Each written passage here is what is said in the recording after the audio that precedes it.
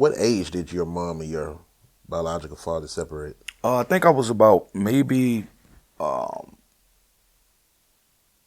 I came move with grandmother. I was about 6. I think I was about 3. Had to been about 3 or 4 years old because I remember uh, vividly what was going on in my life at 5. Mhm. As a 5-year old, I could remember that vividly. But I think that was approximately. I could be off in numbers, but probably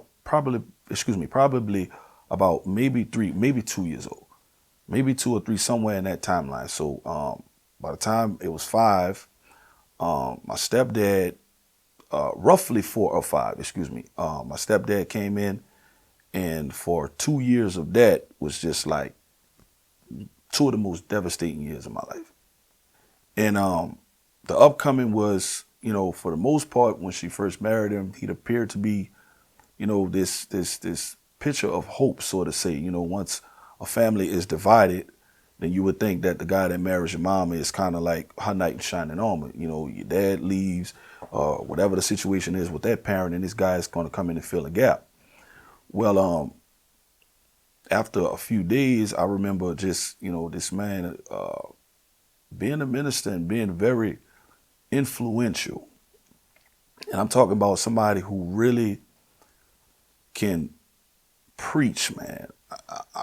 You talk about can dig in the Bible and move scriptures around and can take the hairs on your body and make it stand up. Mm-hmm.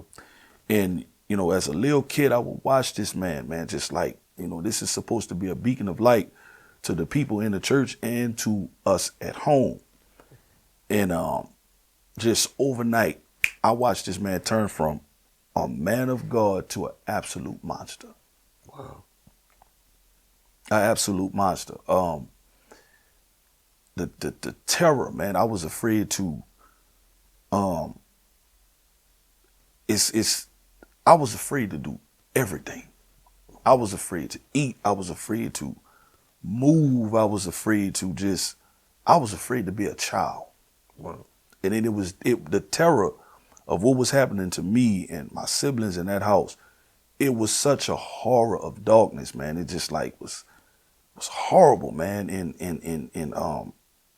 I remember one instant that my mama raised us with a lot of manners. The phone would ring, and my mom told me one day, she said, "Son, answer the phone." And when we would answer the phone, if it was me, my little brother, or my twin sister, we would answer the phone and we would say, "This is the Robinson's residence, or the Myers residence, excuse me. How can I help you?" He answered the phone upstairs, and he asked me, "Did you answer the phone?" And I told him yes. And I was whipped this day. And I'll never forget this, man. I was whipped a lot of times, but it was something about this particular day. I was whipped this day severely because I had answered the phone. Now, we was instructed to answer the phone. I came upstairs, and as a child, man, I was just shivering going upstairs. You as a kid, man, you don't know your fate, and you walking upstairs in fear, not knowing that this man is about to release something up on you that you're not even ready for. Mm-hmm. And he shut the door behind him. Just the way he shut the door, it was fearful. And he went from a belt to expensive shoes, and then he took, at that time, extension cords is not like they made today. We talking wires, man, and just was, and I'm really not a tall guy, so I was real small as a kid, man, and he took my head and he locked my head between his legs, and I couldn't move, man. It just like my arms was twisted, and man, this man struck me from the back of my neck all the way down to my ankles. Like why was he that violent? Honestly, man, because of the knowledge that I have now, I found out that this viciousness of this preacher was a spirit. This man was dealing with something that he clearly wasn't delivered from. And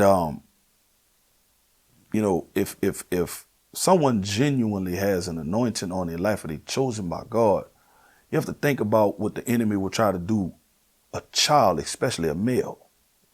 The mission is to, whatever they can do to get rid of this little boy, you got to get rid of this little boy, because this little boy is an upcoming deliverer. You don't think that, the saying that hurt people hurt people? Absolutely. Do you think, was he dealing with something, or did he come up that way, or did he go through something that just, because you said like you saw it happen overnight. He went from being, I guess, good to your mom and good to you all, and being I guess, outstanding, integral man of God, but now he's taking a turn very violently. Like you did. Now that you said, looking back, hindsight, you don't see that. Was it something that kind of touched him or rubbed him the wrong way to make him? Honestly, Brother Lacey, Stanley never even apologized. Like through the course of my life, I remember I was a teenager. I had to have been about maybe 17, 16 years old. And me and my mom was going to Walmart, and I had saw him, of course, after the court case and things like that. And in my mind, I'm like, I'm not a kid no more. This strike of anger when I saw him from a distance. My mama kind of, she restrained me a little bit, like, baby, just let all of it go. And he spoke to my mom and, shook her hands. And I stood there, and that man never apologized to me. Yeah. Not one time did he ever tell me as a child, I'm sorry, I used too much force. Or, maybe I should have never used that measure. It's times that as a father, I've disciplined my children. And I would sit back and reevaluate the measures that I used and would apologize. Me being the husband and the father in my house, I would apologize to my own kids. As, like, even sometimes in it's ways you can discipline the child and not have to pull off a belt. It's times I've talked to my children, and primarily the vast majority of my discipline is me speaking. It's not so much a belt. Once the upcoming of a kid, once you really chastise a child, really the talking does the rest, because that mental thought of a child that my daddy can really inflict bodily harm on me, that's just kind of locked in their little mind. So even the way I approach my children with discipline, just talking, I would turn around and, man, if it's my daughter, if it's my sons, man, I'm sorry, I didn't mean to say it that rough or that way or whatever. I'm always trying to find out a way to not make them feel what I felt coming up. Yeah. Was it just physical abuse? Yes. It was. The thing about it, he was not verbally abusive. He was not a verbally abusive man. He was very, very, very violent. He was very violent. And was it just you singled out, or was that everybody? It was me, my mother, and my twin sister. For some apparent reason, my baby brother, he probably whipped him once or twice. But for me, the saying was coming up that he thought my brother had another father. My brother had real good hair, and he looked like a little Hispanic kid. So, excuse me, he didn't really touch Leonard. But me, man, abuse, man. My mom was severely abused, and my twin sister was molested. By him. So this anger went from anger to violence to molestation. Like, this thing is starting to manifest itself. Everything is, it's sort of like this. You have a man that comes into a woman's life and he portrays to be, once again, this knight in shining armor.